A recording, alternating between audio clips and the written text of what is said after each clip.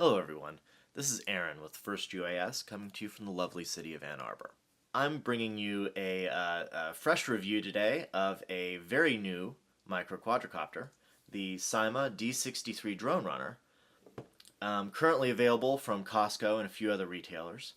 I purchased mine for $19.99 from CostCo. It's an interesting micro UAS because it's quite safe, it's easy to use, but it has a critical flaw. And we'll get into why I can't recommend it after I explain why you should even care about little flying machines that are this size. Well, I fly these larger UAVs, or UASs, or drones, or whatever you want to call them, to take video and to do photography and mapping and these sort of things. In a few years, I'm convinced that with the current progression of camera technology and battery technology, I will be able to do virtually everything that I'm currently doing with a UAV the size of a DJI Phantom, for instance, with something that's this size. Perhaps, just a few centimeters across. And why would I want to do this? Well, because this is a lot safer than a large UAS. The Phantom-sized UAS is already really quite safe. Even if it hits somebody directly in the face, it's unlikely to cause serious permanent injuries. But something this size is essentially perfectly safe. If this collides with you, it's like a bug colliding with you, and we've all had bugs collide with us. It's a little gross, but it's not a life-changing event. So that's why you should care in the future. But for right now, these are actually fun little toys. This little device is a very remarkable piece of machinery. It has a 6-axis gyro, it has some nice beefy motors with some fairly clever sleeves around the prop shafts to protect those motors from impact. A cage that seems to be pretty robust so far and does roll pretty easily, as you can see. And a very clever battery, which is removable, unlike many micro UAS, such as the Cheerson CX-10. To insert it, you just slide it in. It's quite a tight fit, as it should be. You'll notice that there's a little flag that sticks out at the end when you're done, right there. That allows you to remove the battery when you no longer wish to fly or you need to recharge. And there you go. As you can see, it doesn't really balance correctly until the battery has been installed. It comes with a controller, which is quite nice in most respects, actually. It feels good in the hand. It's modeled after a video game controller. It's got a little bit of the Xbox controller, a little bit of the Wii U Pro controller. But at any rate, the sticks are good. There are a plenitude of buttons that do many functions, including a very unusual orbit function, which I'll show you in a moment, outside. And in general, it works very well. Binding is accomplished in the usual fashion. You turn on the device, and then the controller, and there, it more or less immediately connects. You don't have to flip the stick back and forth as on a lot of other micro UAVs. And I can't stress how nice this seemed at first, this controller, because I'm used to micro UAVs coming with something more like this. And as you can see, there's a significant difference in the quality of these two controllers, not only in respect to the plastics and the textures, but also in respect to the fact that it fits the hand a lot better. It's a much nicer controller.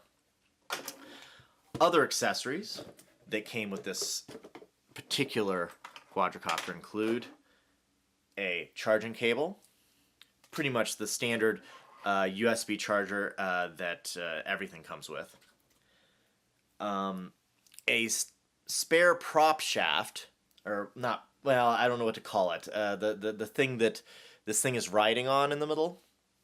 Oddly enough, it's in a different finish than the one that's actually installed in the aircraft. And I don't really think that this is the thing that's likely to break. It doesn't really seem to match any of the other bars either. I'm not entirely sure what this is for. Whatever. A set of props. Only one set, which is a little parsimonious, but then again, it has the cage to help protect them. and an extra bearing for that central post. Also, oddly, it lists this plastic thing as an accessory. I suppose that, yes, you can set it up on it, I guess. Is that what it's for? Yeah, whatever. And of course, it comes with an instruction manual. Now, I was rather excited by this device because, as you can see, it has a charging port right here for charging the included charging cable, which I'm not going to try right now for reasons I'll shortly show you. Of course, the first time I got this, as I'm a curious individual, I tried plugging a portable battery into it. And what do you know? It started smoking. The whole controller stopped working, in fact. And I was rather disappointed by this, but I thought, oh, well, you know, maybe it's a bum controller. I'll take it back. And the very generous people at CostCo, they took it back. And I did get a new model here. The aircraft, of course, wasn't damaged by this. And I did check the manual quite thoroughly. There is no warnings about the USB charger and what you can and cannot charge with it, which is disappointing. Because when I got it back, I opened it up and I checked it. And I didn't really think that it would be capable of charging anything of significance. Because it had this rather weak resistor providing power for it. It just didn't seem like it was very well made in the charging department. The controller itself, as you can see, is very nice. It works very well. But the rest of the thing, I don't know if I can recommend it due to this thing alone. Let me show you why. Now, we're going to speed this up with the magic of video editing.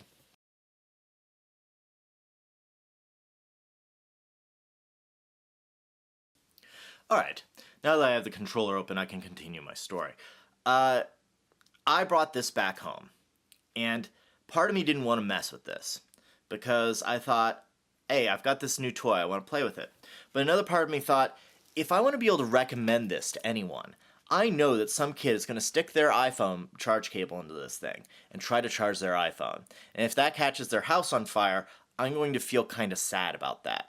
So, I took an Android device that I had that I wouldn't be too sad to see go up in smoke, and I plugged it into this port. And immediately, this resistor, or it does appear to be a resistor of some sort, burst into flames.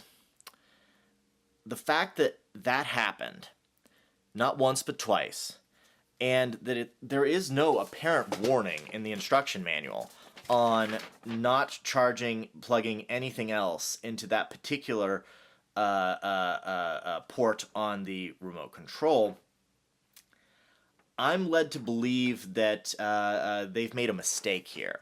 They've made a mistake either in the design and not making this more of a capable battery charger, or in not including a warning, a big, obvious warning about not plugging anything but the included charger into that port. Now, I caught this early enough this time that it didn't destroy the device.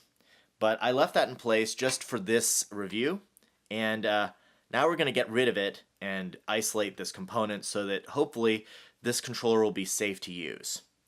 I shouldn't have to modify something like this to make it safe to use. So let's go ahead and do that. Handy dandy little surface pinchers. We'll just take it right out, like so.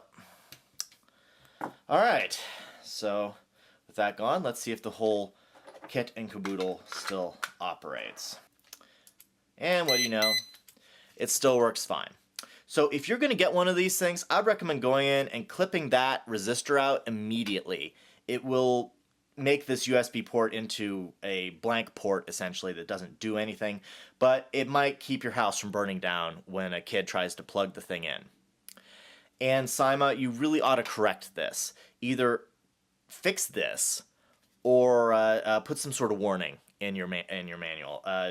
One or the other. I prefer that you correct this because, you know, this would be kind of a cool accessory if you could just charge anything off of it. At any rate, the rest of the controller is very well made on the inside, as you can see. Nice sticks, pretty nice rubberization, pretty high quality buttons.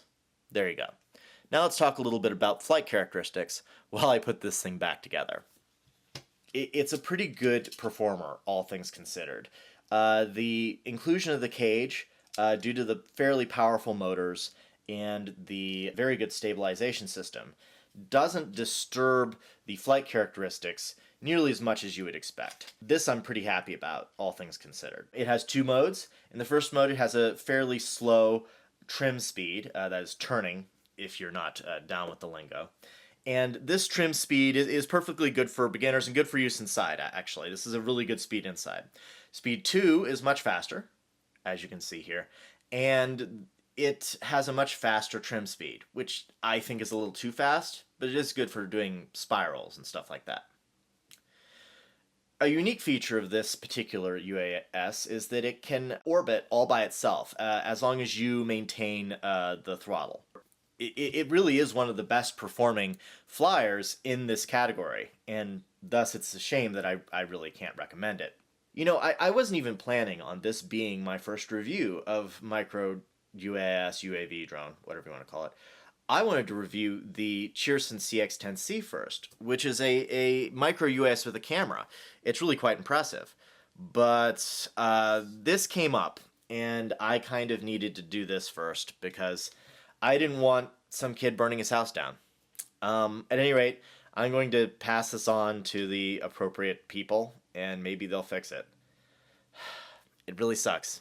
It's a great thing, but that's definitely a mistake, and I cannot recommend the SYMA Sky Thunder D63 Drone Runner because it has some bad electronics. Bad electronics and no sufficient warnings to deal with it.